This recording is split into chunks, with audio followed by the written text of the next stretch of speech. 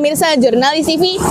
Menjelang pemilu 2024, semangat demokrasi yang dibangun oleh masyarakat Indonesia semakin terlihat. Sudah banyak alat peraga kampanye seperti baliho yang tersebar luas di ruang publik.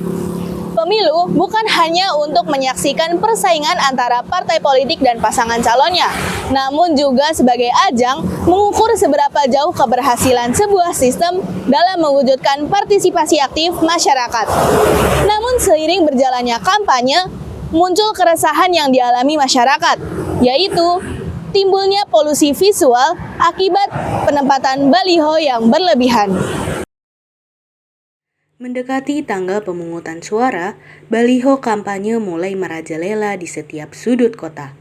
Ketidakteraturan dalam penempatan baliho menciptakan landscape kota yang semakin penuh sesak, sulit dinavigasi, dan membuat tatanan visual kota terasa kacau. Masyarakat mulai menyoroti dampak buruk dari baliho yang terlalu banyak dan tersebar tanpa perencanaan yang matang. Beberapa warga menyambut baik semangat demokrasi yang tercermin dalam baliho kampanye, sementara yang lain mulai menyuarakan ketidaknyamanan mereka terhadap gangguan visual yang ditimbulkan. Rustina Hadi selaku warga sekitar menyatakan bahwa baliho tidak akan mengganggu apabila terpasang sesuai aturan yang telah ditetapkan. Nggak ada sih, nggak merasa terganggu karena memang yang Bude tahu sih ya memang seperti itu cara mereka mengkampanyekan partainya, cara mereka mengkampanyekan nomor urut dalam partainya, jadi memang seperti itu, jadi merasa selama ini nggak terganggu. Mungkin gini ya, mereka kan mengkampanyekan nomor partainya, kemudian mengkampanyekan nomor urut di partainya. Kalau selama itu mereka tidak melanggar undang-undang ya, memasang baliho-baliho mungkin di luar undang-undang yang ditentukan, ya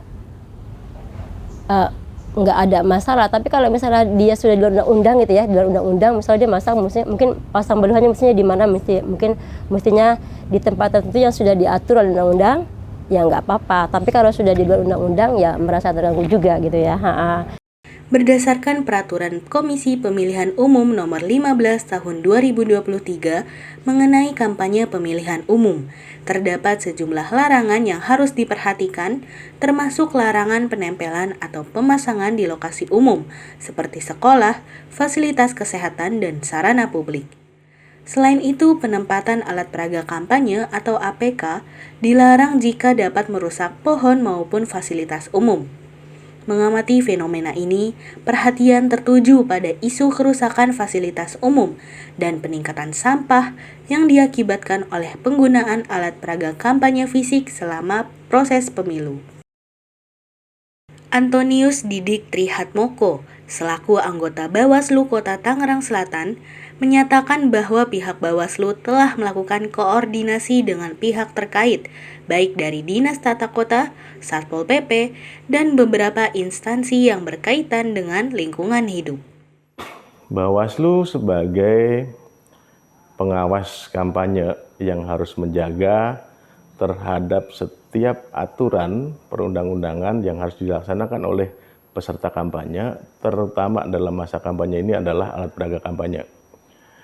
Dalam alat peraga kampanye yang menyalahi aturan dan tidak mengindahkan keindahan dan estetika kota, Bawaslu Kota Tangerang Selatan sudah melakukan koordinasi dengan pihak-pihak terkait, baik dari Dinas Tata Kota, Satpol PP sebagai pelaksana untuk penertiban alat peraga kampanye, juga dengan beberapa instansi yang lain terkait dengan undang-undang ataupun aturan tentang lingkungan hidup. Jadi Bawaslu Kota Tangerang Selatan sudah berkoordinasi dan melakukan penertiban terhadap APK atau alat peraga kampanye yang melanggar. Kalau boleh saya buka data dari yang dilakukan oleh teman-teman Bawaslu, ada 10.461 APK yang melanggar dan yang sudah ditertibkan sebanyak 7.285 APK. Jadi Bawaslu Kota Tangerang Selatan dengan pihak terkait terutama dengan Satpol PP dan Trantip Kecamatan, sudah menertibkan sedemikian banyak alat peraga kampanye yang melanggar. Terutama yang kita tertibkan dalam penertiban kemarin adalah pemasangan di pohon dan pemasangan di tiang-tiang utilitas yang tentunya itu merusak pemandangan kota. Terima kasih. Kecamatan Setu menjadi wilayah dengan jumlah terbanyak dalam pelanggaran alat peraga kampanye. Berdasarkan data Bawaslu Kota Tangerang Selatan, pelanggaran tersebut mencapai 2.315 alat peraga kampanye. Dalam menghadapi pemilu, Bawaslu tidak hanya beroperasi di tingkat kota, melainkan juga melibatkan Panwaslu Kecamatan atau Panwascam. Terdapat juga petugas khusus pengawasan atau PKD di setiap wilayah untuk melakukan pemantauan dan membuat inventarisasi.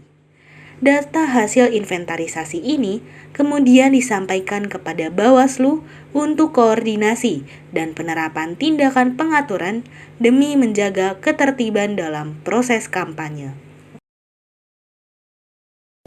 Seiring berjalannya pemilu 2024, masyarakat berharap untuk bisa terus ikut berpartisipasi aktif dalam proses demokrasi tanpa harus mengorbankan keindahan lingkungan kota. Dalam upaya untuk menciptakan harmoni partisipasi politik dan kelestarian visual, diharapkan untuk bisa mengambil langkah-langkah konkret untuk menangani polusi visual terhadap penempatan alat peraga kampanye yang berlebihan. Saya Melda Wulandari beserta kru yang bertugas melaporkan untuk Jurnalis TV.